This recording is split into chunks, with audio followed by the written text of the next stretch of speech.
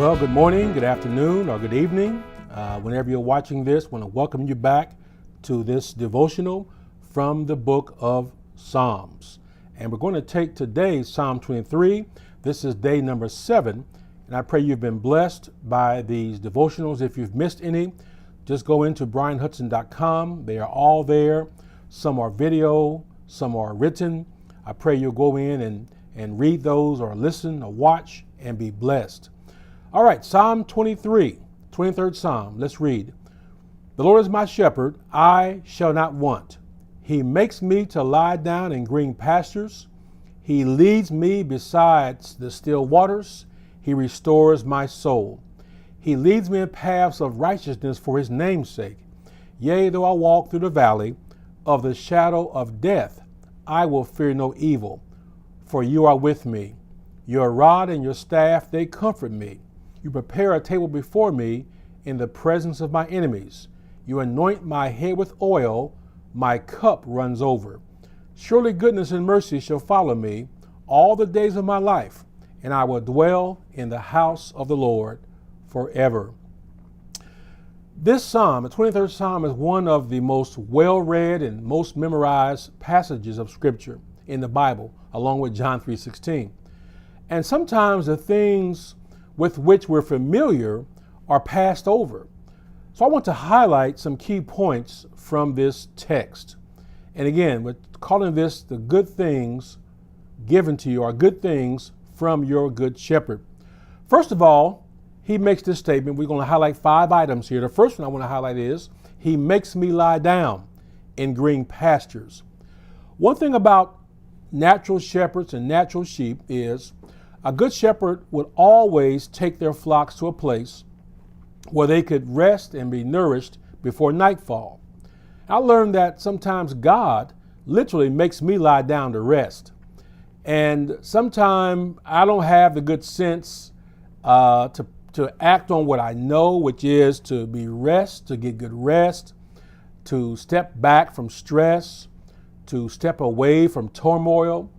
And sometimes because, we come short sometimes. So God being our shepherd, the good shepherd, and we shall not want or shall not lack, sometimes God steps in and literally makes me lie down. Thank God for that. Shouldn't be necessary, but sometimes it is. We overburden ourselves sometimes. We get so caught up in things. We wear ourselves out, and sometimes God has to whisper to us, or through circumstances sometimes make us lie down. I mean, literally lie down and rest in bed, to sit down and be still for a season. He said, be still and know that I am God. And in all our activities, sometimes we lose sight of the fact that he is God. All of our doing, all of our good work, we give ourselves more credit than we deserve. And sometimes the very things we're doing wear us down. He makes me lie down. The second point I want to make to you is this. The scripture says he leads me beside the still waters. Again, natural shepherds know better than to take sheep close to rushing streams of water, because that would be disturbing to them and even dangerous for the young lambs. Well, where it concerns us, God does not lead you into noisy and confusing places. Look for his peace. Look for still waters, even when your circumstances become noisy and disturbing. This psalm is not written for shepherds, actual shepherds and sheep. It's written for us. Look for the still waters. Look for the peace that is there for you always. Next, I want to read this. Our next thought is from this scripture where it says, he restores my soul. Well, your soul is your mind, your will, and your emotions. And your mind, your thoughts, your will, your power to choose, your volition, and your emotions can be disrupted or thrown into disarray by difficult circumstances. Sometimes we hear bad news, or we're confronted with something that's very troubling, and our soul becomes disturbed. Well, getting quiet and alone with God allows him to reset or restore our soul.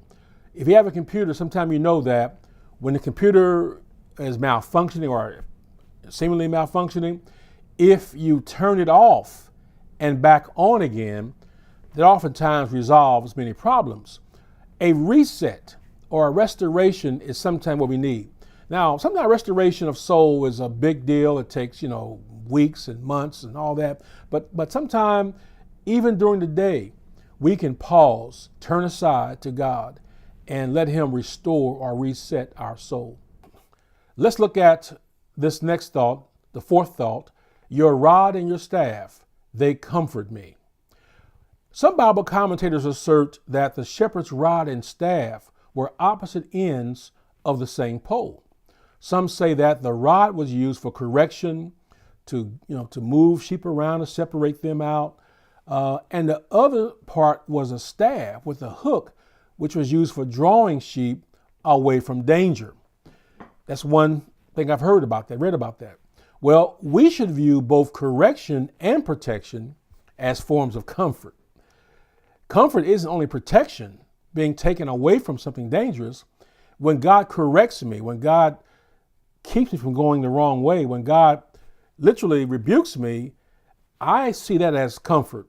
I mean, it doesn't feel comfortable in the moment, but the result of correction is comfort. Rather, view both correction and protection as forms of comfort. Here's the fifth and final point. Again, there's more thoughts to be found in this psalm, but I'm taking these 5. Next, he says, you prepare a table before me in the presence of my enemies. Wow. Well, in any circumstance where you're faced with loss, with peril, or betrayal, know that God has already made provision for you. And when the challenge ends, and even during the challenge, provision is waiting for you on the table.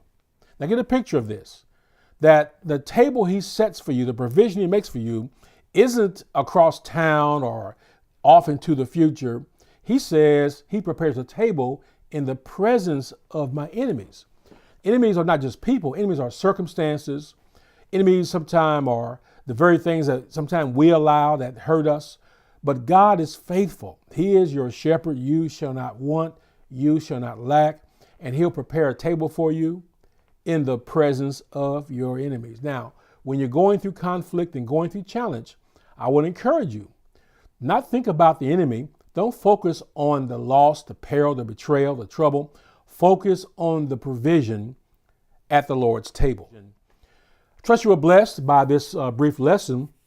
Let's talk about now a reflection question for this particular devotional lesson. My question for you to reflect on, and maybe write this down, is what do you need the Good Shepherd to do for you?